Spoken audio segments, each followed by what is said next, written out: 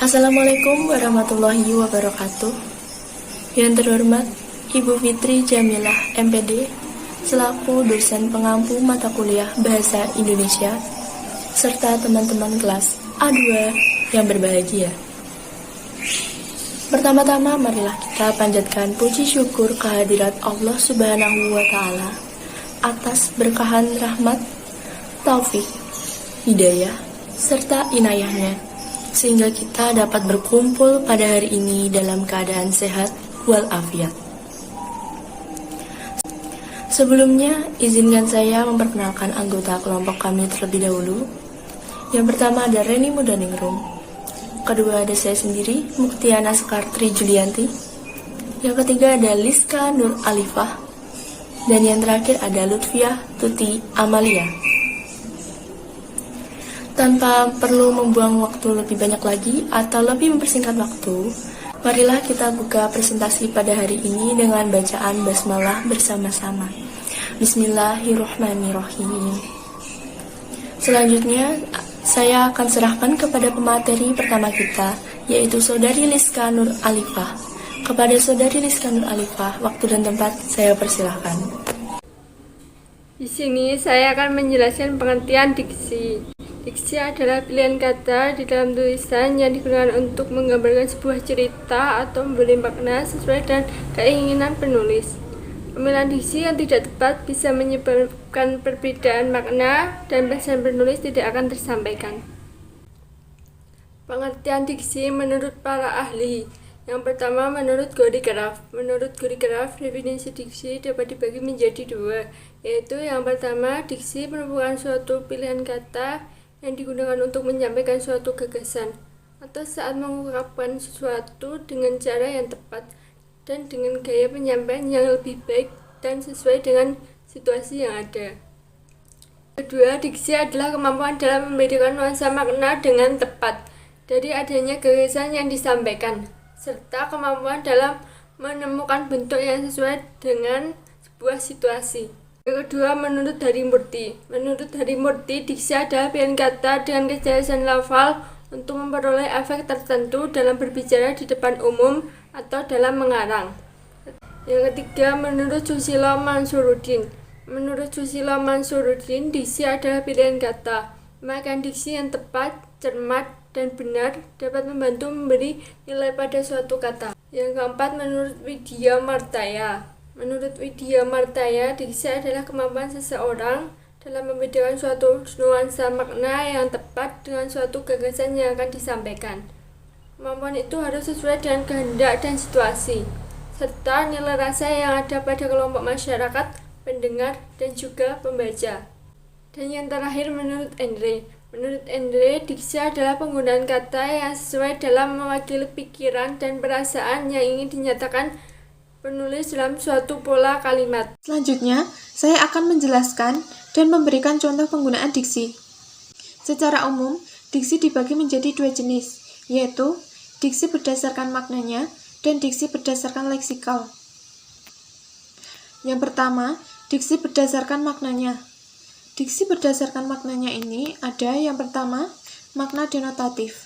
Denotatif adalah kata yang bersifat umum dan langsung menunjukkan makna yang sebenarnya berdasarkan kamus dan atau ejaan yang disempurnakan atau bermakna lugas. Makna denotatif mempunyai ciri-ciri di antaranya. Yang pertama, makna yang sesuai dengan apa adanya. Yang kedua, arti kata secara objektif. Dan yang ketiga, makna konseptual. Berikut ini contoh diksi berdasarkan makna denotatif. Budi makan wortel agar matanya lebih sehat. Kata makan di dalam kalimat tersebut mempunyai arti sesuai dengan Kamus Besar Bahasa Indonesia, yaitu bermakna memasukkan sesuatu ke dalam mulut, dikunyah dan atau ditelan. Yang kedua, makna konotatif. Konotatif adalah kata yang bermakna kias atau tidak sebenarnya, atau makna ungkapan. Konotatif dibagi menjadi dua. Yang pertama, konotatif positif, yaitu konotatif yang mengandung nilai rasa lebih tinggi, baik, halus, sopan, dan menyenangkan. Yang kedua, konotatif negatif, yaitu konotatif yang mengandung nilai rendah, jelek, kasar, dan tidak menyenangkan. Berikut ini contoh diksi bermakna konotatif.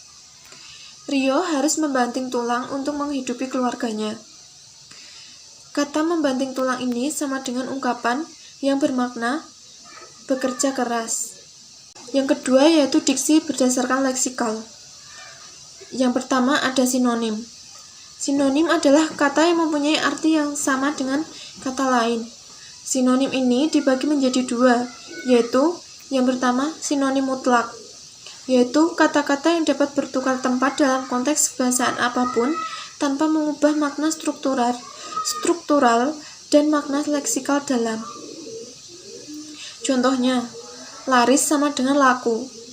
Yang kedua, sinonim selingkuh, yaitu kata-kata yang dapat saling mengganti dalam satu konteks kebahasaan tertentu secara struktural dan leksikal. Contohnya, lemah sama dengan lemas. Yang kedua, antonim. Antonim adalah kata yang memiliki arti berlawanan dengan kata lain. Berikut contohnya, naik dengan turun, besar dengan kecil, banyak dengan sedikit. Yang berikutnya ada homonim. Kata yang memiliki pelafalan dan ejaan yang sama, namun sebenarnya mereka memiliki arti yang berbeda. Seperti contoh, bulan itu terlihat bulat. Lalu, gaji karyawan bulan ini akan dibayar. Kedua kata bulan ini memiliki persamaan pelafalan dan juga ejaan. Namun sebenarnya mereka memiliki arti yang berbeda. Yang berikutnya ada homofon, di mana kata dan ejaan ini tidak sama, namun pelafalannya sama. Contoh, Anton menabungkan uangnya di bank secara rutin. Contohnya lagi, Bang Anton bekerja di perusahaan pembiayaan. Kedua kata ini memiliki ejaan yang berbeda, namun pelafalan yang sama. Bank dengan PANK dan bank dengan PANK. Yang berikutnya ada homograf, di mana kata ini memiliki lafal dan arti yang berbeda, namun ejaannya sama. Contoh, makanan favorit wanita itu adalah tahu goreng. Contohnya lagi, wanita itu tidak tahu kalau hari ini libur. Kedua kata tahu ini memiliki lafal dan arti yang berbeda, namun ejaannya sama. Contoh lagi adalah polisemi, di mana kata ini memiliki lebih dari satu arti kata. Contoh, para nasabah yang menabung di bank akan mendapatkan bunga setiap bulannya. Anggini adalah salah satu bunga desa yang paling cantik. Kedua contoh ini memiliki arti yang beda meskipun mereka menggunakan kata yang sama, yaitu bunga. Hipermin dan hiponim. Hipermin adalah kata yang dapat mewakili banyak kata lainnya, sedangkan hiponim adalah kata yang dapat terwakili oleh kata hipermin. Berikut contoh hipermin dan hiponim. Di kebun binatang itu terdapat banyak binatang liar, misalnya gajah, singa, buaya, rusa, kuda, dan lain-lain. Pada kalimat di atas, binatang liar merupakan hipermin, sedangkan kata hiponim, gajah, singa, buaya, rusa, dan lain-lain. Baik, di sini saya akan menjelaskan tentang parameter berbahasa Indonesia yang baik dan benar. Tolak ukur yang digunakan untuk mengukur penggunaan bahasa yang benar adalah kaidah bahasa, yaitu 1. Aspek tata bunyi, bahwa dalam bahasa Indonesia terdapat fonem F, V, dan Z. Contoh, kata fakir itu benar karena penulisannya menggunakan huruf F. Sedangkan kata pakir itu salah karena penulisannya menggunakan huruf P. Contoh selanjutnya, kata vitamin itu penulisannya benar karena menggunakan huruf V. Kata vitamin itu salah karena penulisannya menggunakan huruf P. Yang kedua, aspek tata bahasa. Di dalam aspek tata bahasa terdapat dua pembentukan. Pembentukan yang pertama pembentukan kata, yang kedua yaitu pembentukan kalimat. Di dalam pembentukan kata itu terdapat bentuk kata berupa gabungan kata, awalan, akhiran ditulis serangkai dengan kata yang langsung mengikutinya. Contoh, kata bertepuk tangan itu benar apabila penulisannya dipisah. Sedangkan kata bertepuk tangan itu salah apabila penulisannya digabung. Bentuk dasar berupa gabungan kata. Contoh, kata memberitahukan itu benar karena penulisannya digabung.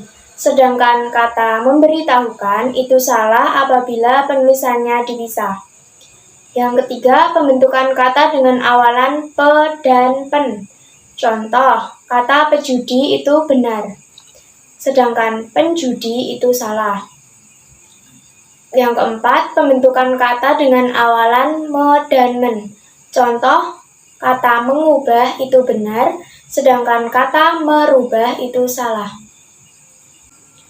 B. Pembentukan kalimat. Di dalam pembentukan kalimat, itu terdapat fungsi kalimat wajib dinyatakan secara nyata.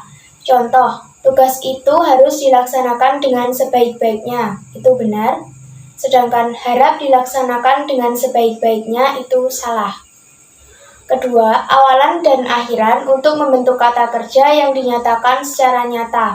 Contoh, Iran akan meratakan Baghdad dengan rudal, itu benar. Sedangkan Iran akan ratakan Baghdad dengan rudal, itu salah. Ketiga, semua kata dalam kalimat berfungsi. Contoh, kalimat hadirin dimohon berdiri itu benar, sedangkan kalimat kepada hadirin dimohon itu salah. Yang keempat, yaitu kata-kata yang dipilih untuk menyusun kalimat harus tepat. Contohnya, ia membawahkan beberapa orang, itu benar.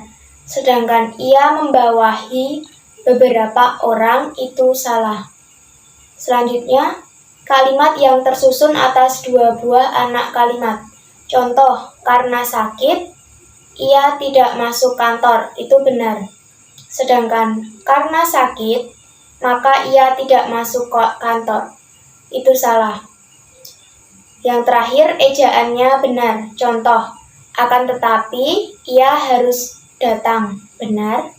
Sedangkan akan tetapi ia tidak datang, itu salah. 3. Aspek kosakata. Bentuk yang digunakan ialah kata-kata yang benar. Contoh, penulisan kata alinea itu benar karena penulisannya ALINEA. Sedangkan penulisan alinea itu salah jika penulisannya ALINIA. Kemudian kata sebentar itu benar dan kata entar itu salah. Yang keempat, aspek ejaan. Ejaan kalimat dan kata yang digunakan dalam berbahasa harus benar. Contoh, kalimat ia pergi kemana menggunakan tanda tanya itu benar. Sedangkan ia pergi kemana tanpa tanda tanya itu salah. 5. Aspek makna. Makna sesungguhnya merupakan isi setiap bentuk kata. Tolak ukur seseorang berbahasa yang baik dan benar. Yang pertama, menggunakan bahasa Indonesia yang baik atau sesuai dengan situasi pemakainya. Faktor penentu dalam komunikasi yang pertama, siapa dengan siapa. Kedua, untuk tujuan apa. Ketiga, dalam situasi apa. Keempat, dalam konteks apa. Kelima, dengan jalur mana. Keenam, dengan media apa. Dan yang terakhir, dalam peristiwa apa. Yang kedua, menggunakan bahasa Indonesia yang benar atau mengacu kepada penggunaan bahasa sesuai dengan kaidah atau aturan bahasa Indonesia. Kesalahan berbahasa Indonesia adalah penggunaan bahasa Indonesia secara lisan maupun tertulis yang berada di luar atau menyimpang dari faktor-faktor komunikasi dan kaidah kebahasaan. Demikian tadi presentasi dari kelompok kami dengan judul diksi atau pilihan kata yang mana kami bahas dari pengertian, contoh, dan parameter berbahasa yang baik. Terima kasih kepada Ibu Fitri Jamilah dan juga teman-teman kelas A2 yang telah berpartisipasi untuk mengikuti presentasi kami pada hari ini. Semoga presentasi kami dapat menambah wawasan dan bermanfaat bagi teman-teman. Marilah kita tutup presentasi pada hari ini dengan bacaan hamdalah bersama-sama. Alhamdulillahirrahmanirrahim. Saya juga meminta maaf apabila ada kesalahan dalam kelompok kami. Akhir kata, wassalamualaikum warahmatullahi wabarakatuh.